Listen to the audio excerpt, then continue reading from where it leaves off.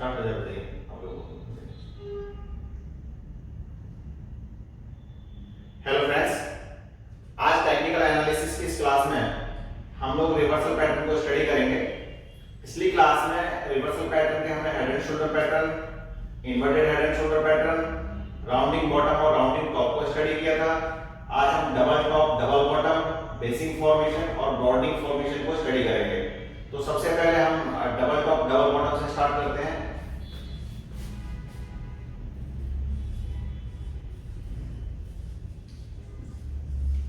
Double top, इसका formation किस तरीके का रहता है पहले मैं आपको फॉर्मेशन दिखाता हूं, फिर उसके बारे में हम लोग डिस्क्राइब करेंगे।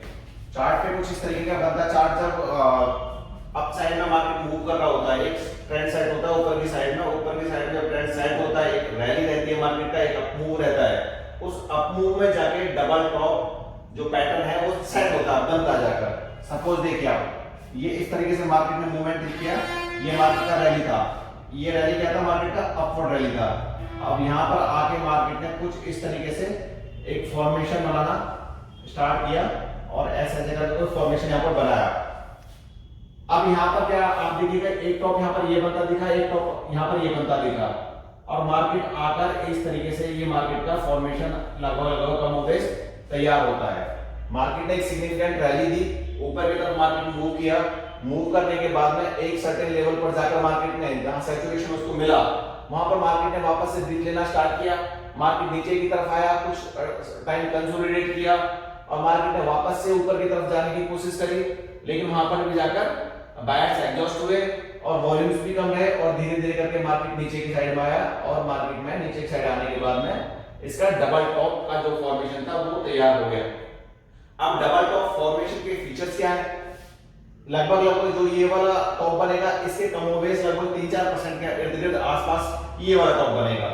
तो लगभग इसके प्राइसेस जो रहेंगे पैरेलल से प्राइस रहेंगे इसके इसका टॉप लगभग इस टॉप के आसपास ही टॉप रहेगा। थोड़ा बहुत एक रफली समवेयर अराउंड इक्वल रहेगा, थोड़ा 3-4% का ऊपर नीचे हो सकता है।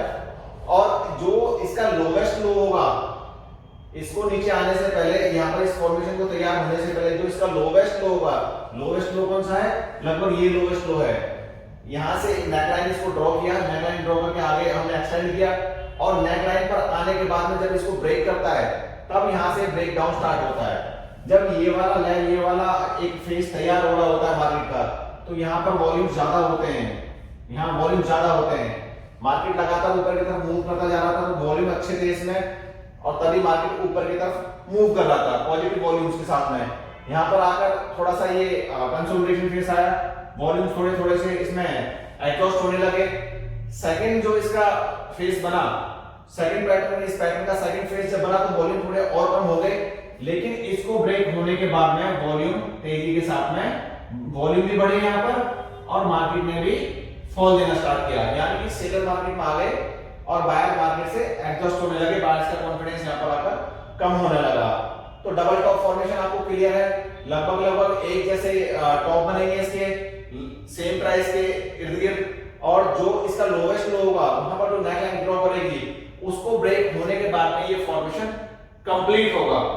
और कंप्लीट होने के बाद में जब ये वाला लेवल आएगा, अगर मार्केट में बायर्स बैठे हुए हैं तो यहां से एग्जिट करें और फ्रेश एंट्री लेना जो चाहते हैं वो फ्रेश यहां से सेल करें।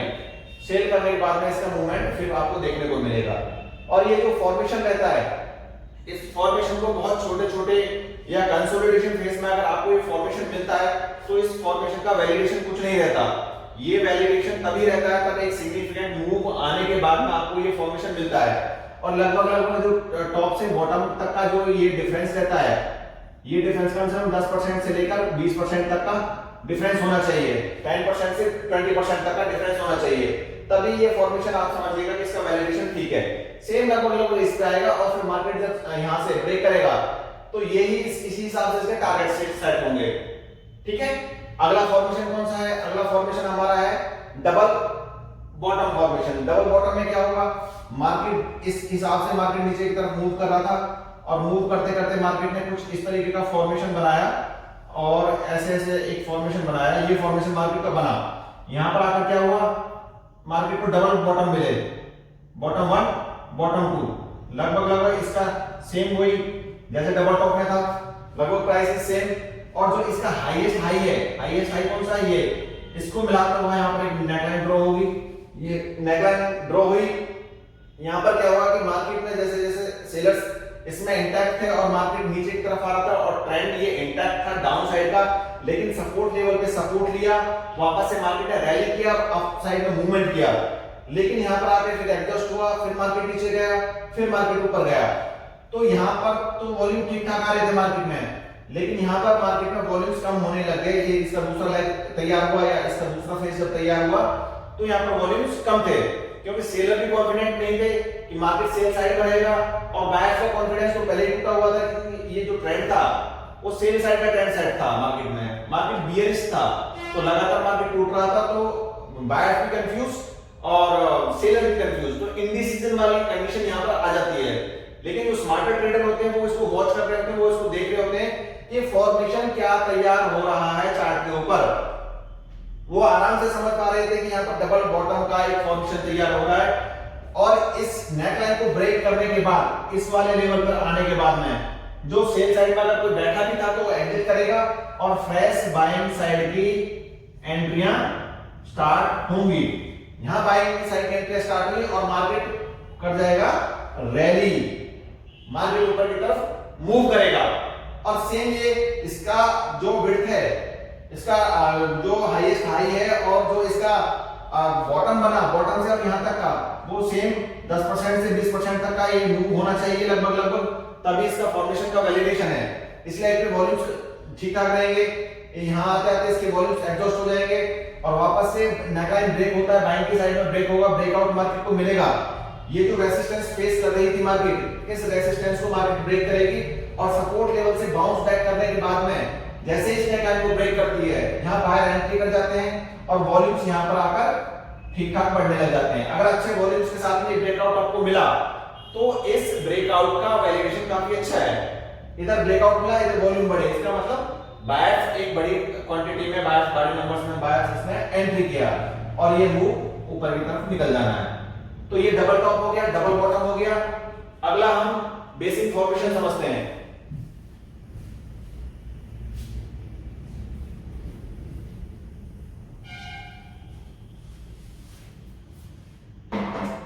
अगला है बेसिक फॉर्मेशन।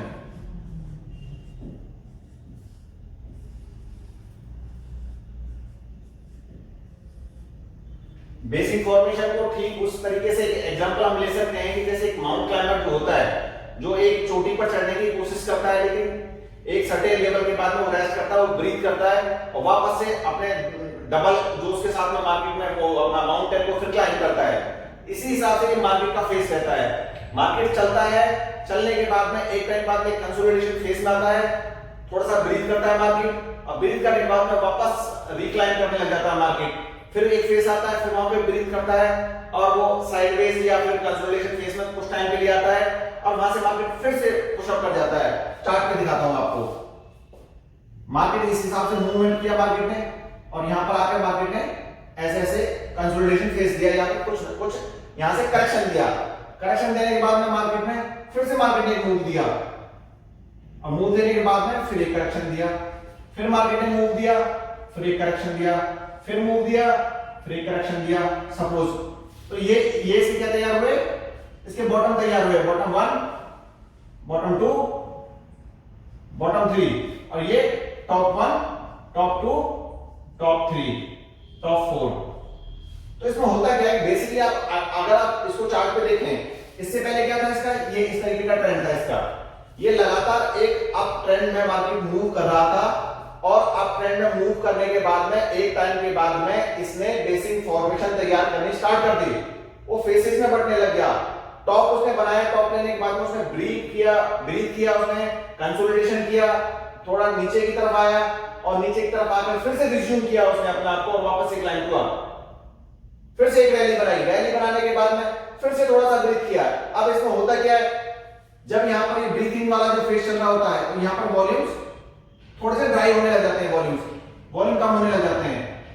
जो स्मार्टर ट्रेडर होते हैं पहले मूव के अंदर तो कोई नहीं समझ पाता, पहले फेज के अंदर जो पहला बेसिक फॉर्मेशन जो बन रहा होता है उस बेसिक फॉर्मेशन के अंदर तो किसी को समझ नहीं आता कि ये फॉर्मेशन तैयार होने वाला है, लेकिन आप दूसरे या तीसरे बेस पर जाकर या चौथे बेस पर जाकर कुछ लोग समझ पाते हैं। जो स्मार्टर ट्रेडर होते हैं वो सेकंड फेज पे समझने लग जाते हैं, कुछ थर्ड फेज पे जाके समझते हैं और कुछ फोर्थ पे जाके उस बेसिक फॉर्मेशन को समझ पाते हैं। लेकिन जितना जल्दी बेसिक फॉर्मेशन को समझ जाएंगे, जितने पहले स्टेप पे समझ जाएंगे, उतना ही वो मार्केट से प्रॉफिट रीप कर पाएंगे। और जितना लेट उस बेसिक फॉर्मेशन के ब्रीथिंग को समझेंगे, उस पॉइंट को जाकर समझ में आएगा उनको कि हाँ ये फॉर्मेशन तैयार हो रहा है, अगर वहां पर जाकर उन्होंने बाइंग की एंट्री ली, या तो वो लॉस ले जाएंगे या उनका प्रॉफिट बहुत ही मिनिमम रह जाएगा। तो टाइमली एंट्री इसमें लेनी है। टाइमली अगर आपने एंट्री ली और आप इसके फॉर्मेशन को समझे, आप इसके बेसिंग को समझे कि कहां पर जाकर ये बेस बना रहा है मार्केट, तो वहां बेस बनाने के बाद में आप इसमें बाय साइड की एंट्री ले सकते हैं। अब इसमें होता क्या है, हर एक कंसोलिडेशन फेज में वॉल्यूम्स कम हो जाते हैं। मार्केट ऊपर की तरफ चलता है तो थोड़े से वॉल्यूम ठीक रहते हैं, लेकिन वॉल्यूम फिर भी यहां पर पुअर वॉल्यूम ही रहता है। फिर कंसोलिडेशन फेज में आता है, वॉल्यूम फिर गिर जाते हैं। जो स्मार्टर ट्रेडर होते हैं वो इसको समझ जाते हैं कि ये एक बेसिक फॉर्मेशन में मार्केट चल रहा है और वो अपनी पोजीशन में, जो बाय साइड की पोजीशन है, उस पोजीशन में साथ में बने रहते हैं।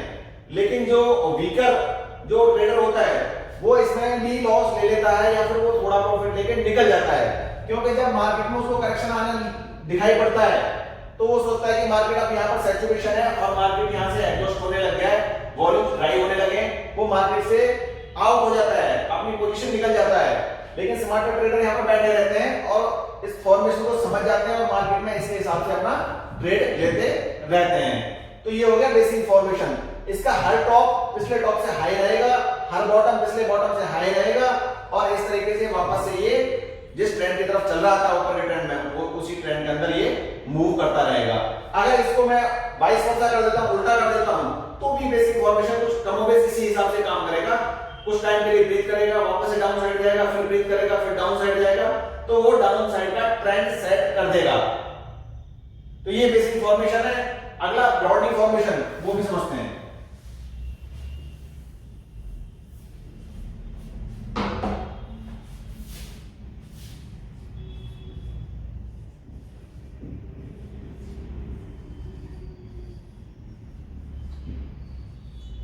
ब्रॉडनिंग फॉर्मेशन क्या है? ब्रॉडनिंग फॉर्मेशन ये है कि मार्केट के हाई और लो का जो एक रेंज होता है वो हर बार ब्रॉड होता चला जाता है। उसके जितने पीक्स एंड ट्रोल जो जितने भी बनते हैं वो हर बार ब्रॉड होते हैं। हर लो पिछले लो से ज्यादा होता है, हर हाई पिछले हाई से ज्यादा होता है। वॉल्यूम्स इररेटिक होते हैं, इरेशनल वॉल्यूम्स होते हैं। मार्केट का फॉर्मेशन बड़ा होता चला जाता है। कुछ कंफ्यूजन और इंडिसीजन जैसी कंडीशन यहां पर ट्रेडर्स के लिए होती है। तो ब्रॉडनिंग फॉर्मेशन होता क्या है, चार्ट के ऊपर दिखता कैसा है, एक बार देखते हैं। ये मार्केट में अपर ट्रेंड एक सेट है। ट्रेंड सेट होने के बाद में ब्रॉडनिंग फॉर्मेशन कैसे होगा, ये कुछ इस हिसाब से ब्रॉडनिंग फॉर्मेशन बनेगा। अब ट्रेंड तो अपसाइड का है, मार्केट ने यहां से मूव करना स्टार्ट किया था तो यहां से बॉटम लिया, बॉटम से टॉप पे गया, टॉप से बॉटम पे आया, बॉटम से टॉप पर गया, टॉप से फिर वापस से slightly going to a down side. अब ये आप समझने की कोशिश कीजिए, यहां पर टॉप 1, टॉप 2, टॉप 3, टॉप हर बार बड़े होते चले जाएंगे और बॉटम भी हर बार बड़े होते चले जाएंगे। बॉटम 1, बॉटम 2, अगर कोई बॉटम 3 भी बनता है तो बॉटम 3, अगर ये नीचे आता है तो बॉटम 3 बन जाता है। तो ये एक ऐसी एक कंडीशन होती है चार्ट के ऊपर। जब आप ब्रॉडनिंग फॉर्मेशन को देखते हैं, इसमें वॉल्यूम्स होते हैं, वॉल्यूम्स भी बहुत इरेशनल से वॉल्यूम्स होते हैं। यहां पर ट्रेडर समझ नहीं पाता, जो बाय साइड का एंट्री लेता है वो सेल में निकलना पड़ जाता है, उसको स्टॉप लॉस सेल के ट्रिगर हो जाते हैं, उसको बाय साइड स्टॉप लॉस से ट्रिगर होते हैं। अगर किसी ने यहां पर आकर सेल साइड लिया तो मार्केट वापस बाय साइड में मूव कर जाता है, यहां उसके सेल साइड के स्टॉप लॉस से ट्रिगर हो जाते हैं। फिर से सोचता है कि मार्केट ने ऊपर का ट्रेंड सेट कर लिया, चलो कोई बात नहीं, मार्केट बढ़ने लग गया है, बाय साइड का मूव ले लेते हैं, बाय साइड का पोजीशन लेते हैं, मार्केट नीचे आने लग जाता है। तो इस तरीके के फॉर्मेशन जब चार्ट पर बनते हैं और जब इरेशनल मूव वॉल्यूम्स के अंदर भी आने लगे और चार्ट पैटर्न पे भी आपको इरेशनल मूव दिखाई देने लगे, पीक्स एंड ट्रॉफ्स जो इसके बिल्कुल इस तरीके से बनने लगे, हर बार ब्रॉड होने लगे, रेंज बहुत बड़ा हो जाता है। अब यहां से रिवर्सल करेगा तो यहां तक का रेंज बहुत बड़ा है, यहां से मार्केट रिवर्स कर रहा है, यहां तक का रेंज बहुत बड़ा है, लेकिन ये भी एक पैटर्न में सेट हो जाता है। जब आप ट्रेंड लाइन ड्रॉ करेंगे तो ट्रेंड लाइन ऊपर का ड्रॉ करें या ट्रेंड लाइन नीचे का ड्रॉ करें, तो यहां पर पीक्स भी उस ट्रेंड लाइन के ऊपर मिलेंगे और यहाँ पर बॉटम भी उस ट्रेंड लाइन के ऊपर मिलेंगे। लेकिन ट्रेडर के लिए इंडिसीजन जैसी ये कंडीशन होती है, तो मैं तो स्ट्रांगली आपको रिकमेंड करूंगा कि जब भी इरेशनल मूव मार्केट में आपको दिखे तो मार्केट से साइड होकर बैठने में भी समझदारी है। हर वक्त ट्रेड लेना ही मार्केट में जरूरी नहीं होता, कई बार ट्रेड ना लेकर भी आप समझदारी का परिचय दे सकते हैं। और मार्केट जब समझ से बाहर हो, समझ में नहीं आ रही हो, इरेशनल मूव मार्केट में साइडवेज मार्केट मूव कर रहा हो या फिर जिस ट्रेंड में मार्केट मूव कर रहा हो ट्रेंड समझ से बाहर हो, तो वहां पर उस ट्रेंड में एंट्री ना करें, मार्केट में एंट्री ना करें। जहां भी आपको इंडिसीजन जैसी कंडीशन दिखती है वहां मार्केट को इग्नोर करना ही बेहतर रहता है। तो आज हमने double top double bottom study किया, बेसिक फॉर्मेशन भी समझा, ब्रॉडनिंग फॉर्मेशन भी समझा। आगे की क्लास में cup and handle, triple top, triple bottom और रिवर्सल पैटर्न के जो दूसरे चार्ट्स हैं वो भी स्टडी करेंगे, वो भी समझेंगे। आज की क्लास में इतना ही, अगली क्लास में हम रिवर्सल पैटर्न के दूसरे पैटर्न्स के साथ में अवेलेबल होंगे। Thank you very much.